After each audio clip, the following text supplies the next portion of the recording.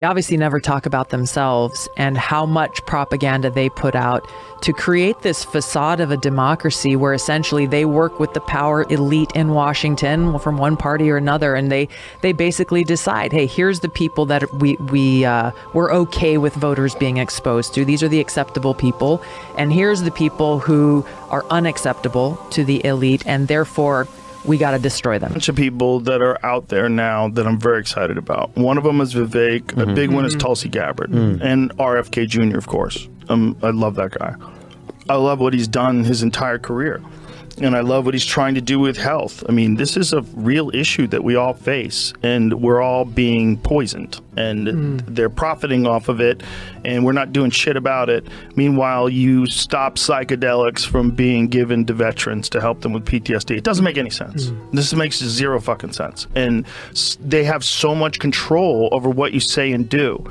Because if you can decide that something it's unsuitable for the population, like the drug schedule program they have in the United States, right? They have Schedule 1, 2, and 3, depending upon if there's any medicinal use for it. And psychedelics are all on Schedule 1. That is crazy. If you're telling me there's no medicinal use, you could get thousands of people to testify in Congress about soldiers in particular. I know so many soldiers.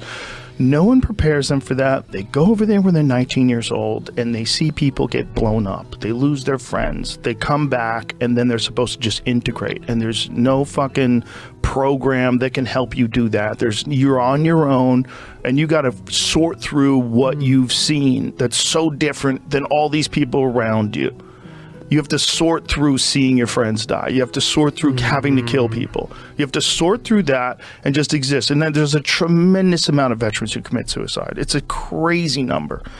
And psychedelics are proven to help that. So the fact that there's some sort of an organization that thinks that somehow or another that is bad, that this thing that doesn't kill anybody, literally like the LD50 rate for psilocybin is something insane. It's like you have to take... Well, it's like 100 pounds of it or something. I don't know what it is. Like, let's find out what's the LD50 rate, which means lethal dose at 50% of the population. Like, what kills half the people? It's just like, you can't do it. It's not. That's not what the concern is.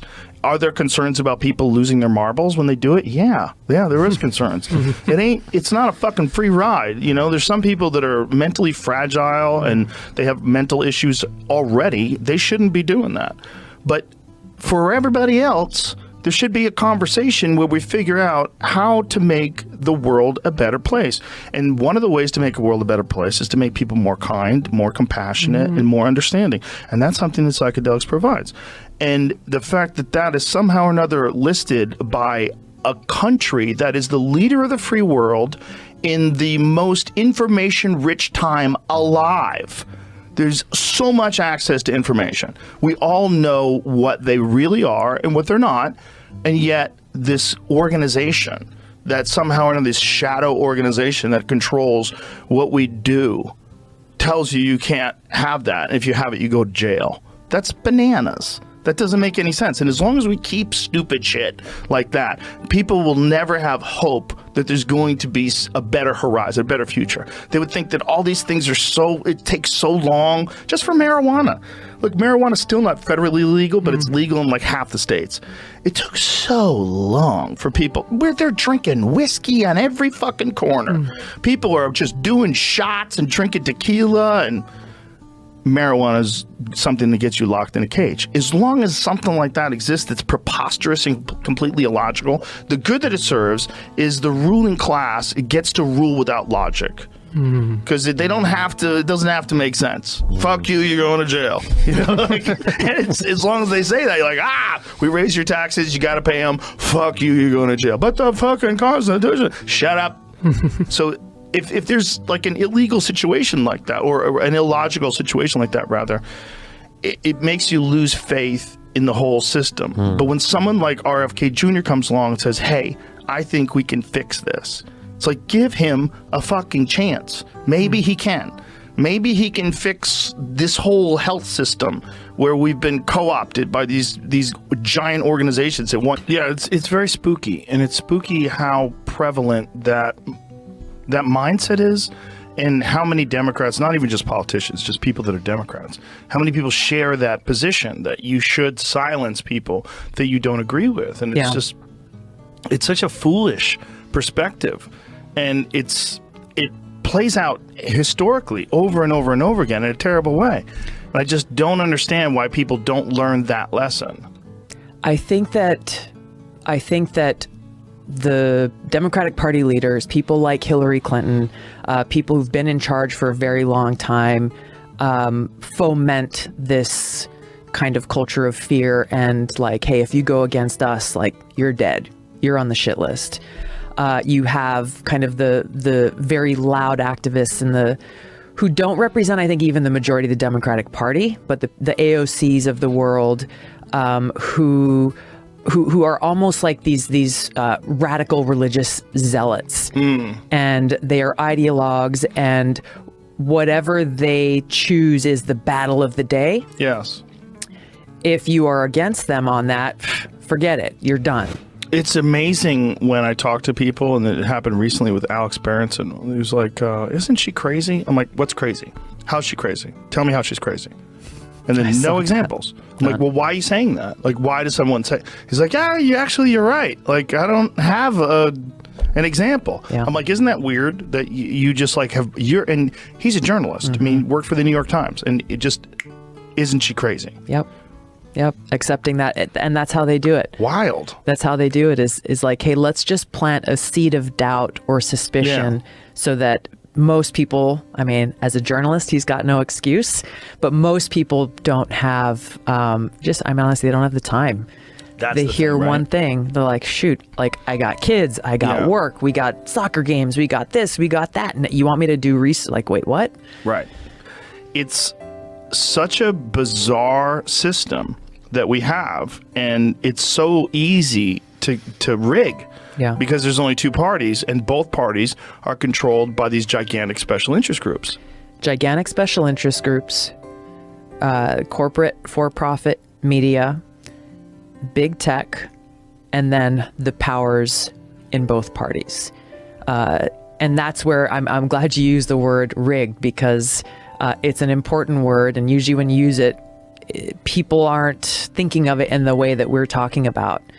It's what I experienced during that campaign, is that collusion between those very, very powerful entities to decide, before voters even get a chance to be exposed to different candidates to choose from, they decide, all right, here's the people that we're gonna, we think will be all right. We think they're going to play the game, and we'll promote them. We'll say nice things about them, maybe throw in a tough question here or there just to not blow our cover. But these are the people that we want voters to choose from.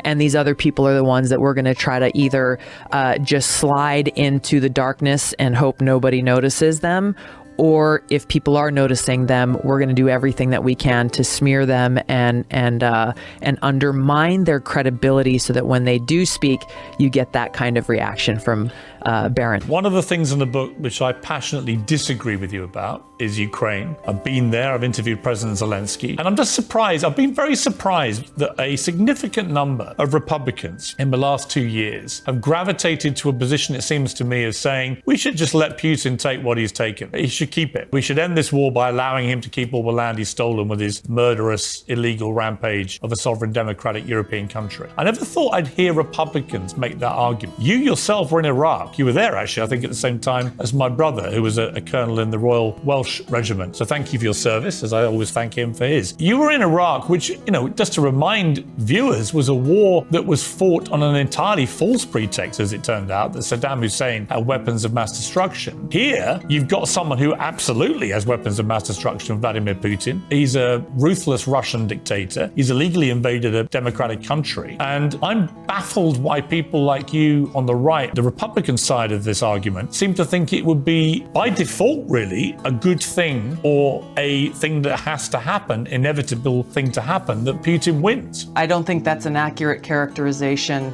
at all. Of course, it was wrong for Putin to invade Ukraine. My criticism of our American policy and the Biden-Harris administration's leadership is on this, that they should see the situation for what it is, not what they wished it to be. They should clearly have defined, what does winning winning look like? If you ask 10 different people in Washington, D.C. this question, you'll get 10 different answers. You'll get different answers from the State Department versus our Department of Defense. You'll even get different answers within the White House. All they say is, well, we will be there for as long as it takes. We will spend as much, hundreds of billions or trillions of dollars of American taxpayer dollars, whatever it takes, as long as it takes, but not defining what that is. And Piers, it is because of my experience serving in different war zones in the military that I know that there are very simple questions that need to be asked and answered before committing American taxpayer dollars and our support to go and intervene. What is our objective? What are we trying to accomplish? How does it serve the best national interests of the American people and our own country's security? What President Biden should have done from the very beginning was exercised his leadership to get Putin and Zelensky or their representatives across the table from each other to broker a peace deal. The details to say, well, we're just going to be in this until,